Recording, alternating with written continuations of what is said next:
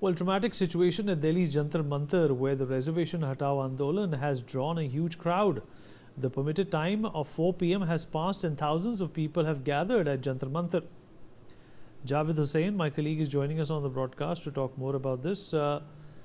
Javed, क्या आंकलन लगाया जा सकता है कि क्या ये प्रदर्शन भी उतना ही बड़ा होने वाला है जितना कॉकरोच जनता पार्टी का था? देखिए, जिस तरह से कॉकरोच जनता पार्टी जो है नीट पेपर लीक को लेकर जिस तरीके से आंदोलन को शुरू किया, उसके बाद धीरे धीरे ये कहीं ना कहीं पॉलिटिकल रंग होता गया। और शुरुआत में जो है इसमें ज़्यादातर जो है भीड़ जो थी आपको दिख रही थी, उसके बाद इसमें जिस तरीके से भीड़ हुई, उसके बाद हिंसक प्रदर्शन हुआ, वो सबके सामने है। लेकिन ये आरक्षण को लेकर, यानी कि जिस तरीके से यूजीसी और आरक्षण में जिस तरीके से इनकी मांग है कि आरक्षण को हटाना चाहिए, और जो इसमें जो आर्थिक रूप से जो कमज़ोर हैं, चाहे वो किसी भी जात से हो, किसी भी धर्म से हो, उनको जो है आरक्षण मिलना चाहिए। लेकिन जो ऐसे लोगों को आरक्षण नहीं मिलना चाहिए जो पूरी तरीके से संपन्न हैं या जिनके पास पूरी तरीके से पैसे हैं, वो आर्थिक तरीके से मजबूत है।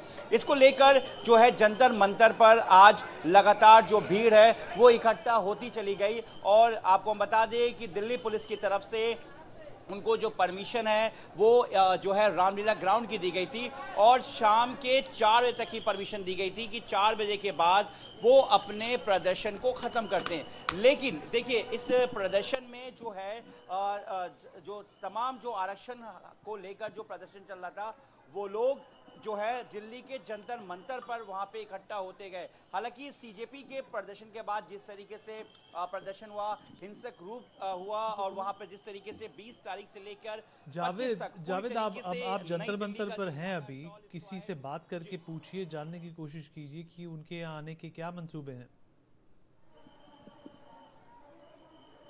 जी देखिए, मैं इस वक्त नई दिल्ली और डीसीपी ऑफिस के बाहर हूँ, जहाँ से इस पूरे मूवमेंट को देखा जा रहा था, ताकि किसी तरीके का कोई जो है वहाँ पर कोई हिंसा ना हो, किसी तरीके का कोई बवाल ना हो, या कोई ऐसे बैड एलिमेंट्स जो आके वहाँ पर उस माहौल को ख़राब ना करे। तो इस वक्त जो मैं आपको इस पूरी जानकारी दे रहा हूँ, जो ग्राउंड रिपोर्ट दे रहा हूँ, मैं इस वक्त नई दिल्ली डीसीपी ऑफिस के बाहर से यहाँ से दे रहा हूँ, जहाँ पे पूरी तरीके से फोर्स की डिप्लॉयमेंट है, और यहाँ पे Delhi police, rapid action force तमाम यहाँ पर तैनात किए गए हैं। और पूरी तरीके से ये नज़र रखी जा रही कि किसी तरीके से जो हालात है वो ख़राब ना हो, और विनीत जो यहाँ पर पूरी तरीके से नज़र बनी रहे। जी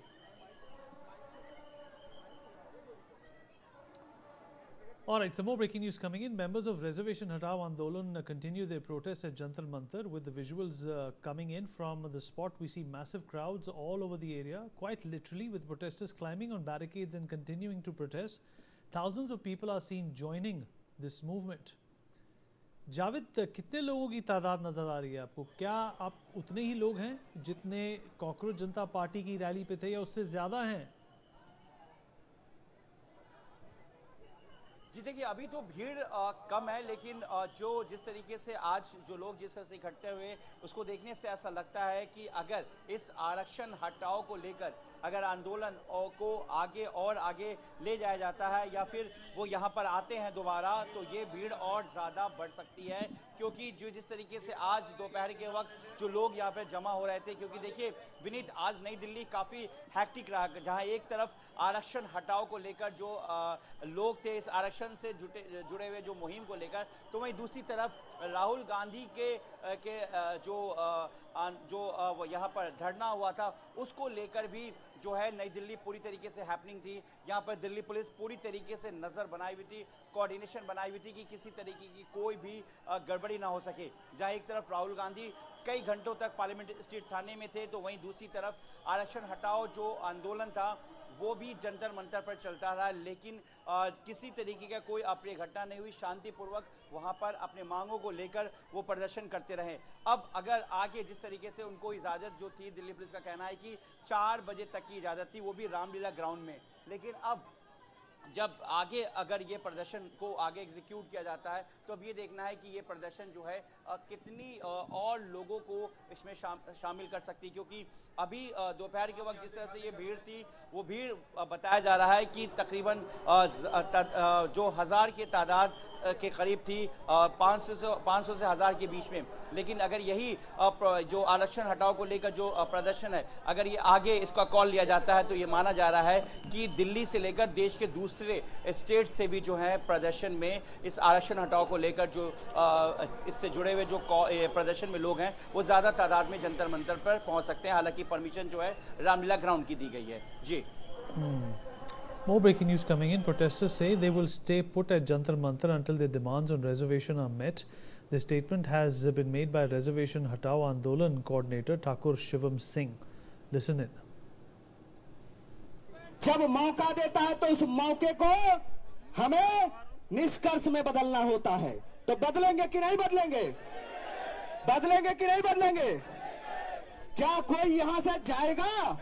क्या कोई यहां से जाएगा? नहीं जाएगा। आप सभी लोग हमारे साथ संकल्प लीजिए कि जब तक सरकार हमारी बात नहीं सुनती है तब तक हम यहां से हटेंगे नहीं। संकल्प लीजिए, दोनों हाथ उठा करके हम संकल्प लेते हैं। आवाज नहीं आई। हम संकल्प लेते हैं कि जब तक सरकार हमारी बात नहीं सुनती तब तक हम यहां से 1 इंच नहीं हटेंगे। चाहे फिर पुलिस हमारे ऊपर पानी बरसाए, आंसू के गैस छोड़े या बम बारूद फेंक दे। धन्यवाद। All right, more breaking news coming in. Reservation Hatao Andolan protesters say there is no drinking water available at the protest site and the protesters are seeking help with basic arrangements. The protesters have appealed to the police to allow more people to join the gathering. An appeal has also been made to all protesters to maintain discipline and cooperate with the police. Javed, अभी तक police का रवैया क्या रहा है इस आंदोलन को लेकर?